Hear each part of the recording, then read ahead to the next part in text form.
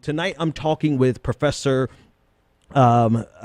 Spence. Professor Spence has written, and actually I have the book right here, and I've enjoyed this book so much. I brought him on, Professor Lester Spence. I brought him on not just to talk about his book, but to talk about the election, as well as in the context of the issues that are the looming issues. So we're going to talk about that, particularly one of his articles that he wrote for the Jacobin.com, a great article in light of the Department of Justice report on Baltimore. So we're going to try to squeeze as much as that as we can. Starting at about 9:20, I will be speaking with Professor Lester K. Spence. Professor Lester K. Spence. And we'll be talking about his book, as well as his most recent article in Jacobin magazine, that deals directly with the economic plight of African Americans and the differences between experiences on a class-based level, right? I loved his article, and I'll let him tell us more about it.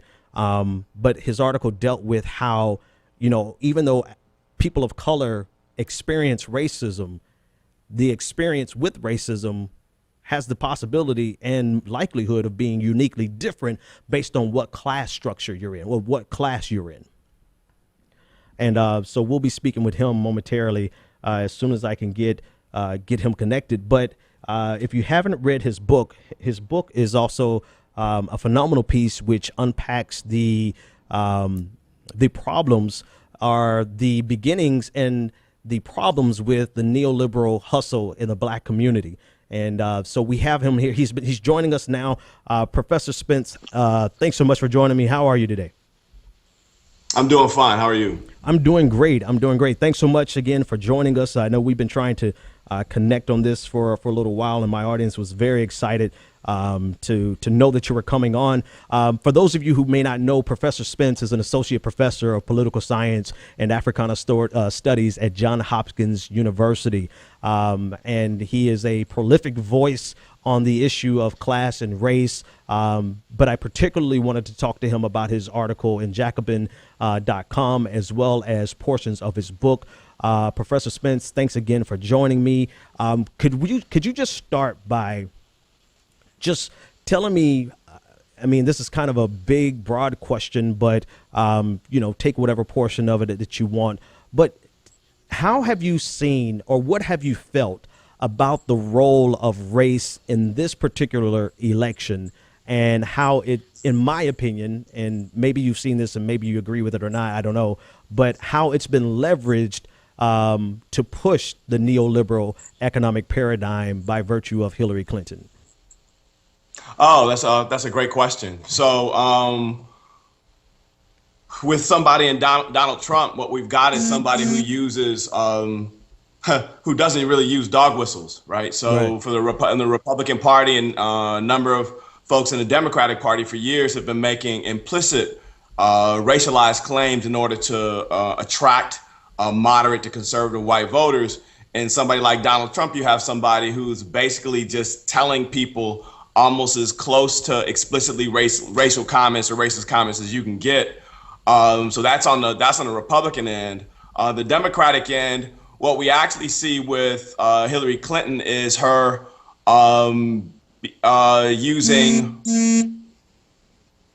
using racial and actually articulating policies that are far more left than what she did when she was helping Bill Clinton run and win office. Mm-hmm. And to be fair, a lot of that is due to the political pressure she's received from Black Lives Matter activists.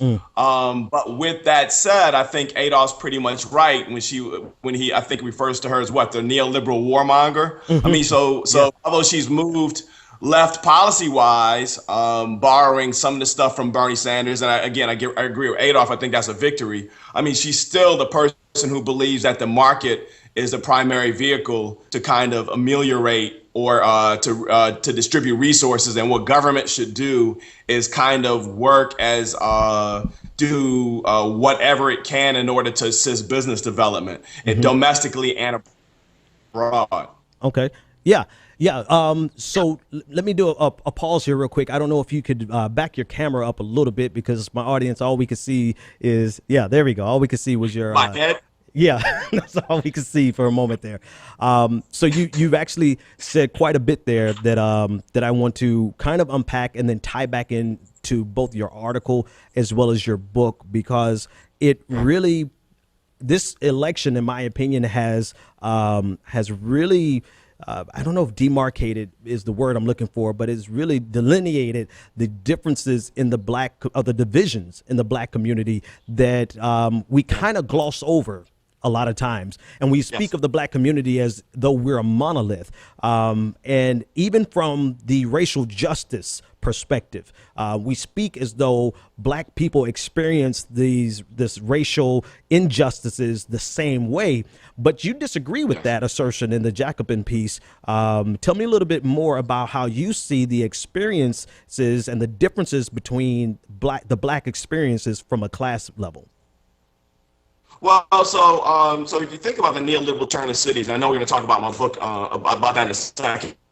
But if you think about it, in order for cities to become kind of more entrepreneurial and in a space where they don't necessarily have the money to provide for social services, and they don't have the money, the state doesn't want to give them the money, federal government doesn't want to give them money, what they often turn to is policing, right? And this policing takes two forms. In the case of places like Ferguson, you know, it's about extracting revenue from folk. It's like a revenue generator. In the case of places like Baltimore, New York, what is an attempt to kind of police and surveil the poor, right? So in the case of Baltimore, what we've seen is spending on police has increased from 145 million in 1990 to about 475 million now. And that policing is concentrated in a couple of districts, one of which includes the neighborhood that Freddie Gray was in, right? So when we've had this conversation about policing going back 20, 30 years in kind of the modern moment, what we've done is we've kind of articulated policing as a problem that affects all black people equally, right? When at every point in time, there are class dynamics that are unique, right? So, you know, I think you and I are about the same age. You remember when people used to organize against driving while black, right? Yeah. And we articulate it as a police problem that affects all black people. When the reality is you're only guilty of driving while black if A, you have a car in the first place, and B, you have a car you're not supposed to have, right? So that driving while black is really a middle class dynamic that we articulate as something that affects black people broadly, right? When we think about aggressive policing, right, in this moment, whether talking about harassment or we're talking about murder, what we're talking about is a dynamic that, yes, black people are more likely to fall victim to than their white counterparts, but what it really is a black dynamic that affects predominantly working class and poor populations, right? So I dealt with this myself when I had I experienced a series of unfortunate incidents, again, that I talk about in the book. And there was a moment in time when I was driving a hoopty, right? So I was driving a hoopty, had one headlight out, and I was actually trying to take the long way back to the crib in order to make sure the police didn't stop me, right? But the police did stop me. I didn't have a license because I left it over one of our fraternity's brother's house. I didn't have a photo ID, right? So I left it in the office, so I couldn't whip out my Hopkins ID and imply that I was a professor, right? I didn't even know whose car I was driving because my then wife, it was one of her friends, and I knew her, but not able to say, oh, this is whose car it is. So if the racial dynamic works as far as police the way it's supposed to work, in that case, I'm supposed to be at the very least given 1 or 2 tickets, and at most I'm arrested for potentially stealing a car, and then maybe I'm actually beaten down, or even killed. I got away with nothing, no ticket, nothing. And that happened to me 2 or 3 times, not the same type of thing, but a number of times I was stopped by police dead to rights and got nothing, right? They didn't know I was a Hopkins professor. I asked one of my fraternity brothers to see if they had this special Hopkins list that I was a part of, and they didn't have it, right? So, I mean, real talk, because I didn't know, right? I was like, what's going on here? And then I was like, this is a class dynamic, right? This is clearly a class dynamic. And I'm not the only one that's affected by this. So what I want to do in that Jacobin piece is unpack that class dynamic within Black communities, right? Because when you're talking about just Black people, I study Black politics, it can't be race that explains these the differences in how folks are treated. And I thought that given that we're having all these discussions about the police, given that we're seeing more activism about against the police than any time that I can remember, it's really important to deal with that class issue. And you dealt with it. You dealt with it in such a fabulous way, in my opinion. As I was reading it, the portions that stood out to me was that you had to ask yourself whether or not you were some type of super Negro that would not get accosted by the police. But help me and help the audience to understand a little bit better. Then, how did you determine that it was a class dynamic? Because you stated that you were driving a hoopty. Was it the neighborhood that you were in? Was it the your personal profile? How did that work? Right. So so I was in the Western District. I was about probably about a mile and a half away from where Freddie Gray was killed, less than a mile from Endowment, which was one of the epicenters of the uprising. I was a block away from a really Tony Black neighborhood in Baltimore, which is where I was living.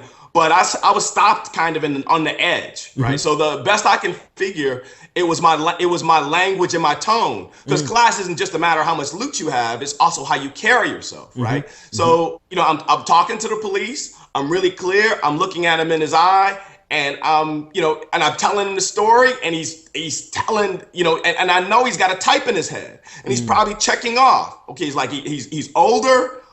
He's talking with the King's English. Like all these different checkoffs that says to him, I'm not the droid he's looking for. Yeah. And then you also pointed out in the piece, and well, actually, before I go there, because you just opened up a can of worms there, because some people would interpret that to be respectability politics, right? So how do you distinguish? You're not saying that was a good reason. Yeah. Go ahead. I'm not. Be really clear. I am not making an argument that in order to not get stopped by the police, you need to act like me. I'm not saying that at all. What I'm saying is that police officers use a metric in order to determine who they're going to harass and stop and who they're not, right? Because one way to think about it is in a city like Baltimore, there are so many Black folk where if they were going to harass all of them, they wouldn't have time to do their real job, which again is really policing poor working class Black folk, right?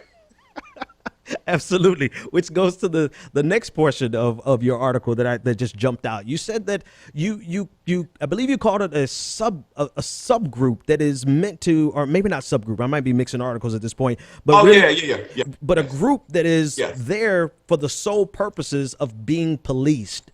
Tell me about that.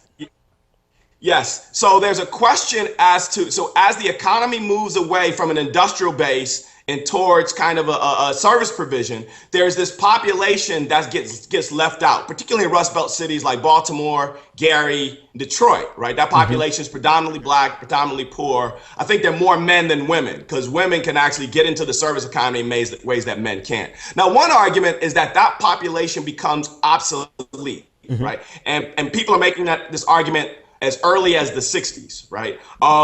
That they serve no valuable purpose and they're basically just going to be killed off. But another argument that I'm kind of making is they actually do serve a purpose. They actually provide the stuff by which elites can actually then spend money on incarceration on the one hand. The neighborhoods Freddie Gray lived in spent $17 million incarcerating its residents, more than any other neighborhood in Maryland, and then policing on the other, right? So the police would not exist in the same degree if that population didn't. And all those guys are getting jobs, they're getting good benefits, and in fact, given how safe it is to be a police officer now, it's almost, but not quite the equivalent of working for Ford in Detroit when I was a kid.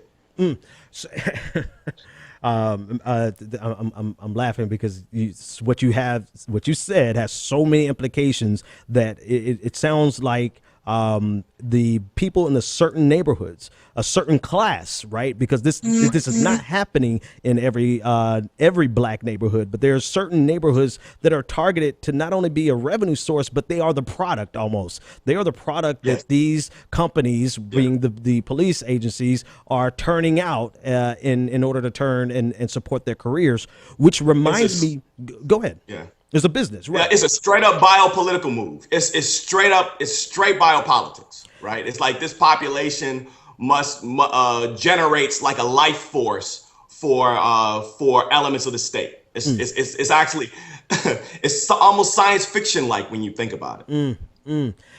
Which reminds you, what you said and how you describe those neighborhoods reminds me of an experience that I had when I was just getting started as a teacher. And for the life of me, Professor Spence, I could not understand why the hell I stayed in the overdraft. I could not figure it out. It was a mystery to me until I sat down and really just tracked every single detail of how the bank was operating. And I discovered really quickly what there was a class action lawsuit was this particular bank arranged your purchases. No matter when you purchased it, they arranged it so that they could maximize your overdraft fees. A couple of class action lawsuits out there. I went to the bank and I asked them, I said, why? Why would you do this to people who barely have enough money to be at your bank in the first place?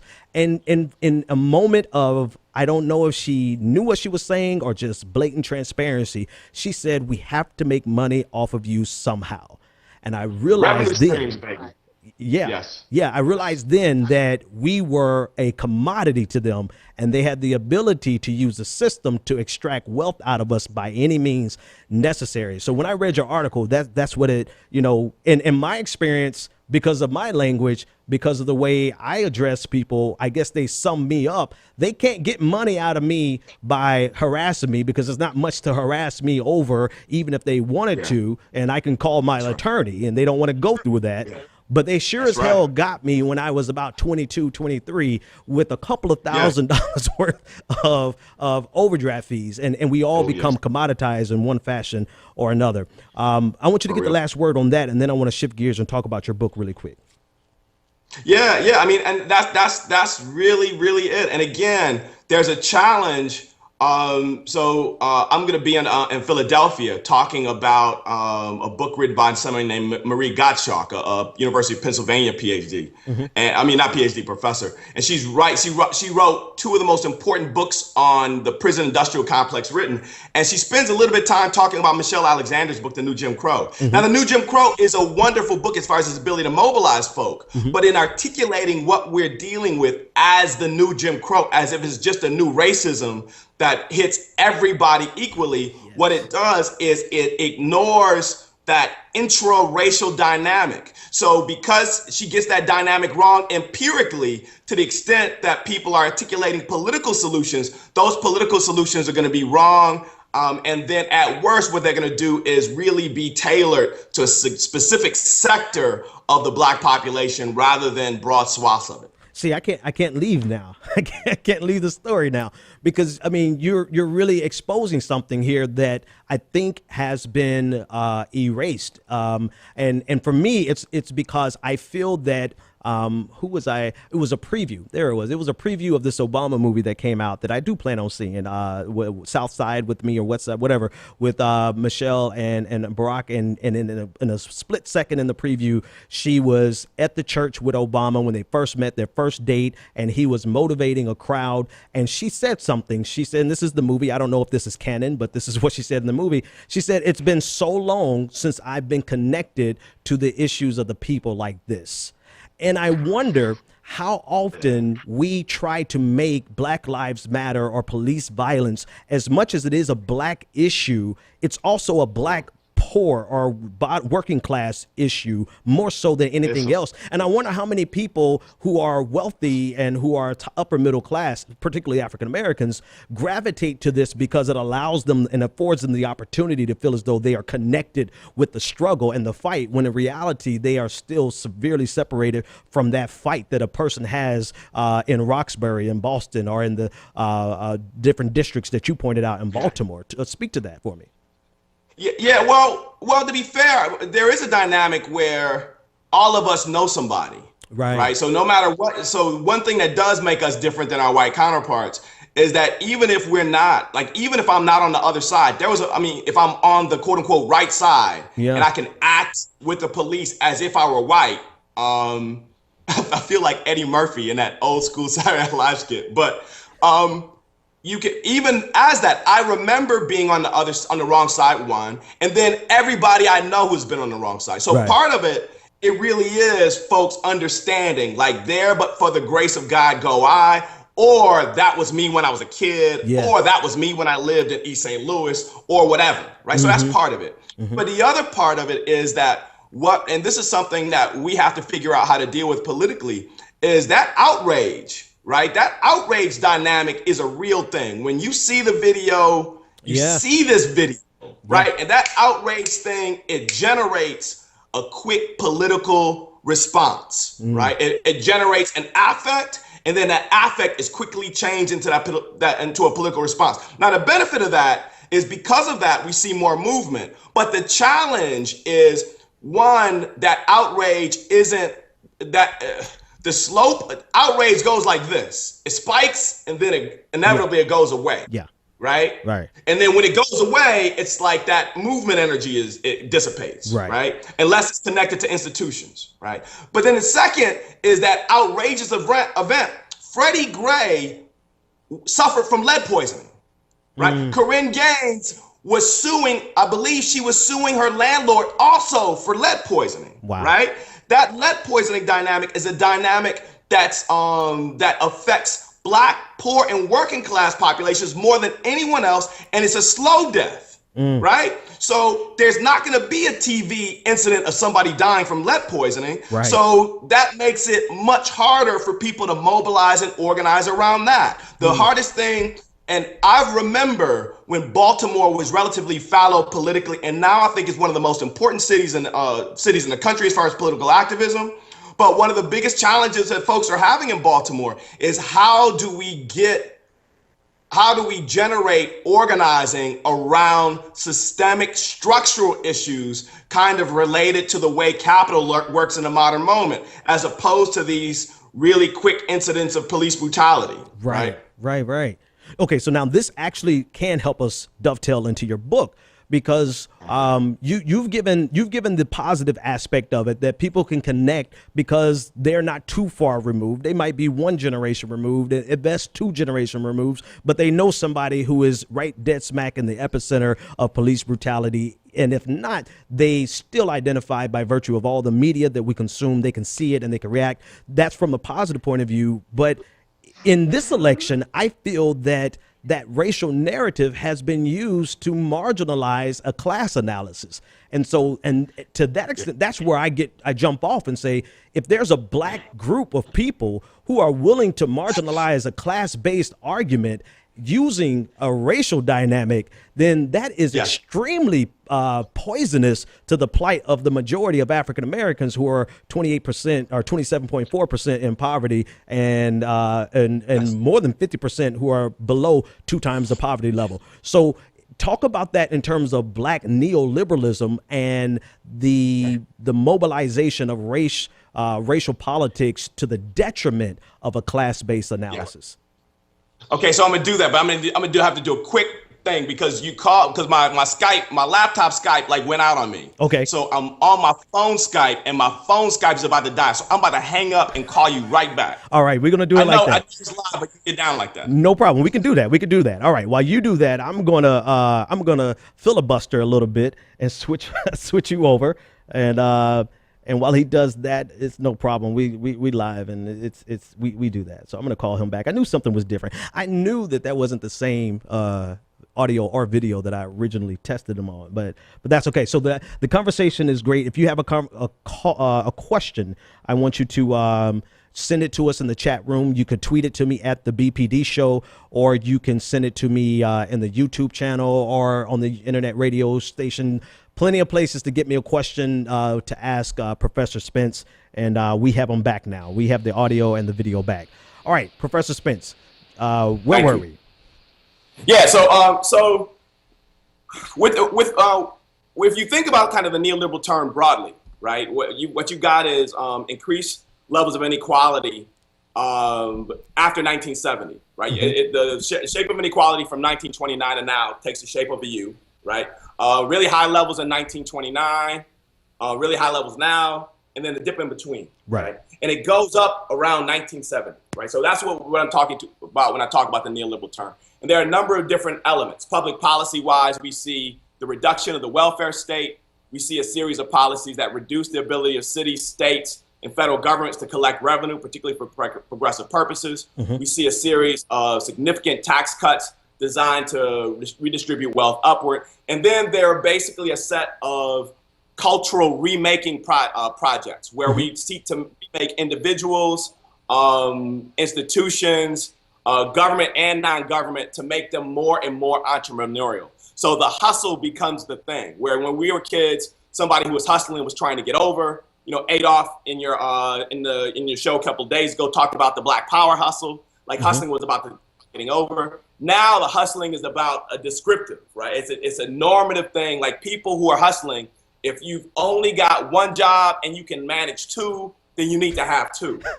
And what ends up happening is that ends up generating, that ends up kind of reproducing a modern version of a class project in Black communities, where consistently Black populations with the wherewithal, with the resources, are kind of reproducing that neoliberal hustling narrative.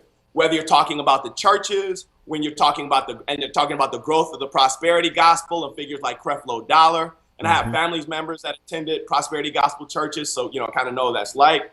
If you're talking about school systems, where in cities with large Black populations, you see Black elites articulating support for charters, for vouchers, and remaking schools so that they operate school systems so they operate by the metric of competition and quote unquote choice. You know, if you're talking about political officials, you're talking about everybody from mayors like Baltimore Stephanie Rawlings Blake, the hip hop mayor Kwame Kilpatrick in Detroit, Dennis Archer Jr., the second Black mayor in Detroit, all the way up to Obama, articulating policies that articulating rhetoric that consistently blames the Black poor for their condition, because they don't have the ability to hustle properly, and then consistently, you know, to the extent they're talking about racial dynamics, they're talking about policies that basically benefit a small slice of the Black population and leaving the rest of them basically offending for themselves. So I'll give you just a quick example. I'm the beneficiary of affirmative action. I went to the University of Michigan for my undergraduate and my PhD.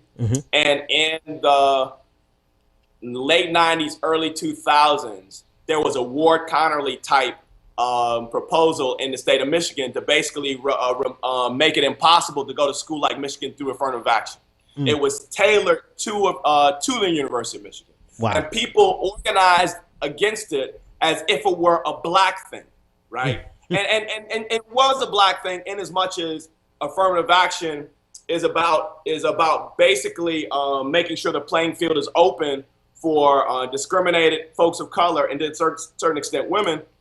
But in a dynamic like that, you look at a city like Detroit, there are only 3 public high schools that routinely send kids to the University of Michigan, right? There's Cass, there's Renaissance, and there's King. So there's there's maybe 24 other high schools that would only send kids to Michigan if they somehow won the lottery, right? So you just take that policy example of affirmative action and move it on. Again, driving while Black, right? That's another policy where people are fighting for driving while Black laws, and those laws are really geared to benefit people with the money to have nice rides. And then to the extent they're talking about policies geared towards poor and working class populations, they're really policies geared towards rebuilding them, fixing what's wrong with them culturally. Whether you're talking about programs that are designed to help get felons and get them back into the economy, right? You know, reentry programs,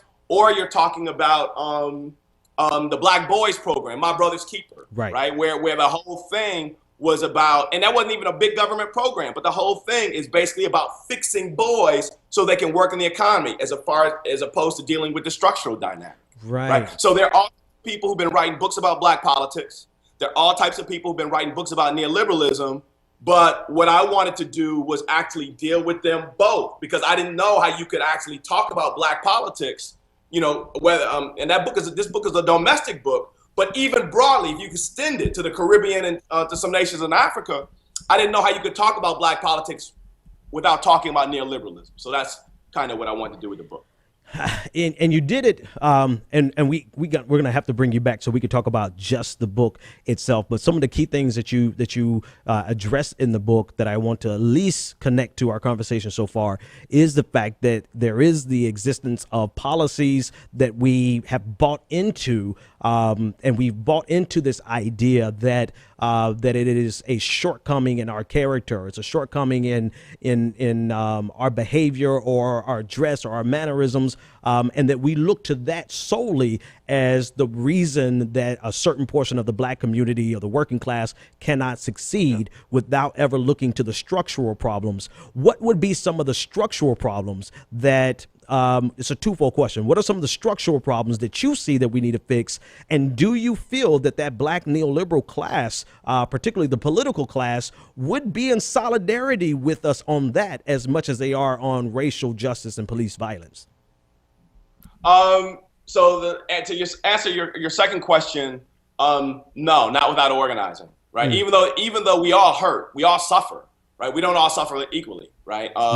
And in as much as the structural problems that I identify would, whether you're talking about education, where consistently we're expected to, I'm sending my son, he's going to Michigan like in a few days. I'm responsible for his education, right? I'm responsible to pay all the costs for his education, as opposed to when we were younger, Pell Grants covered most of that bill, right? One of the things that Bernie Sanders articulated, and Adolf was one of the first to organize around it in Black communities, was the idea that public education should be free, right? That our taxes should cover that, right? That's a structural issue, right? The ability of us to the ability of a state like California, right? So California is really, really hard for them to raise taxes. You need, I believe, like a 75% majority in the state, in the legislatures now, to a super majority to pass taxes, right? Something like that should be gotten rid of. In the state of Illinois, you need a 75% vote of all members of a union for like the teachers union to strike. We need to actually repeal that, right? You're talking about we've made a transition where a significant portion of our economy is driven by the fire, and it's a combination of finance, insurance, and real estate. And we're actually not taxing that almost at all. Right? That's billions upon billions of dollars that we actually need to be getting back, because it's not even like, GM at least produced cars. When they made most of their loot producing cars, they produced something. Right. Now I think we're at the time where GM probably makes more money off their financing wing. Yeah. Exactly. Right? Yeah. It's those types of structural dynamics that we need to deal with, and we need to aggressively deal with if we're to deal with our infrastructure issue, if we're to actually create opportunities for large swaths of poor and working class populations, Black and non-Black, and to the extent that neoliberal class, that upper segment of the Black communities, they actually indirectly benefit. I think what we're going to have is kind of I'm a heathen, but I'm gonna say kind of a come to Jesus moment in black communities. What we're basically gonna have is Black people, working class Black people, organizing on behalf of themselves, organizing around their interests, and using a variety of tactics and techniques in order to kind of flip the script as far as how Black policy is articulated. Yeah. So you're hitting dead on with this thing, this chip I have on my shoulder, because I've seen exactly the forces of some Black media, not all, but some Black media, Black politicians being mobilized to the detriment of the working class and poor Blacks' interests, but because of how potent and how, I don't want to say seductive, because it is a real thing, racial injustice and police violence, but because of how potent that issue is, they are always able to get us to stand in solidarity with them on that. But I have seen it be used, racial dynamics to be used against the best interests of the black working class, putting a division, or not putting the, because it was always there, but inflaming the division between poor blacks and poor whites, when in actuality there is some common ground, particularly with the way neoliberalism has ravaged both of our communities. So I don't want to drag you into that, because I have a couple people on my list that I'm going to talk about when I get you off of air.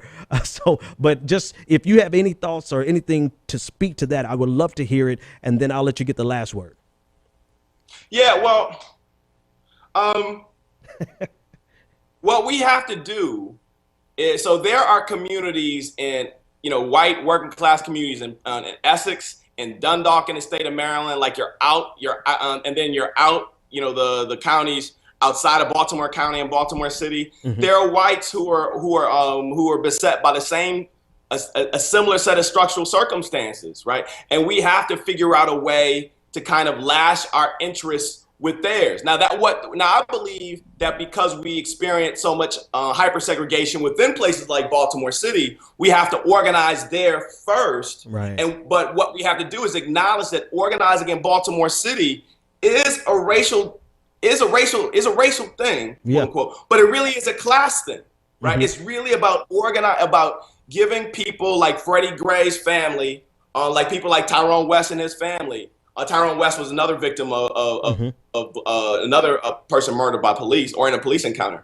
We have to increase their capacity to imagine alternatives and fight for alternatives that give them a better way of life. And then those efforts have to be lashed up alongside other similar efforts. Because what we have now is kind of a political project that at best, we've got these elites at top, maybe speaking truth to power. I mean, that's what they would articulate themselves as. But what they're really doing is they're brokering in such a way that they're getting the lion's share of the resources, because they're brokering here between whites. Mm-hmm. So there's whites here, and there's black people down here, and then there's this strata of blacks in the middle where they're basically articulating a black agenda that only benefits them or primarily benefits them, right? Affirmative.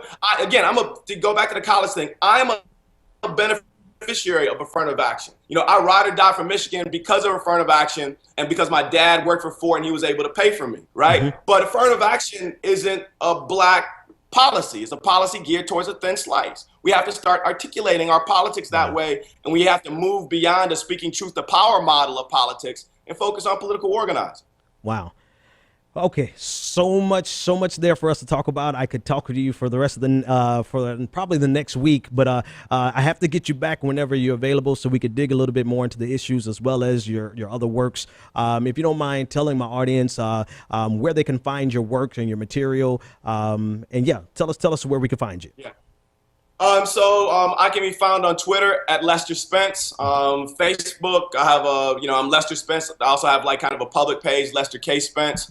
I have a website, lesterspence.com.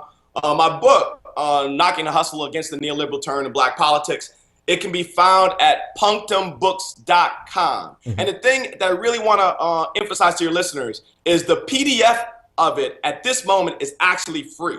Okay. Right. So I didn't write this book to get paid. I didn't write this book to make a lot of loot. I wrote this book because I thought the ideas were important. So if you go, you can buy the book there if you want a flesh and blood, hard copy of the book. But if you want just the PDF, you go to punctumbooks.com, and there's a link where it asks how much do you want to pay. Now, I believe in supporting Punctum because they're radical independent. But if you just want the book for like a few pennies or even free, get it because it's about getting the ideas out there. It's about creating more space for a more radical way of thinking about what black politics is and what it should be.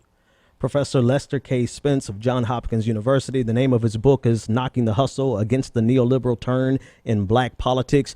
Thanks so much for joining me tonight. When I get you back, I want to talk more about the way Eddie Glaude Jr. said that the prosperity gospel is the theology of neoliberalism, and you did a whole chapter on that in your book. So when we come back, we'll talk about that, or maybe we'll chop it up on Twitter.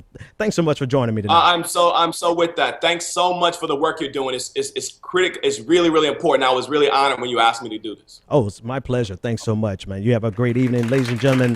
That is Professor Spence.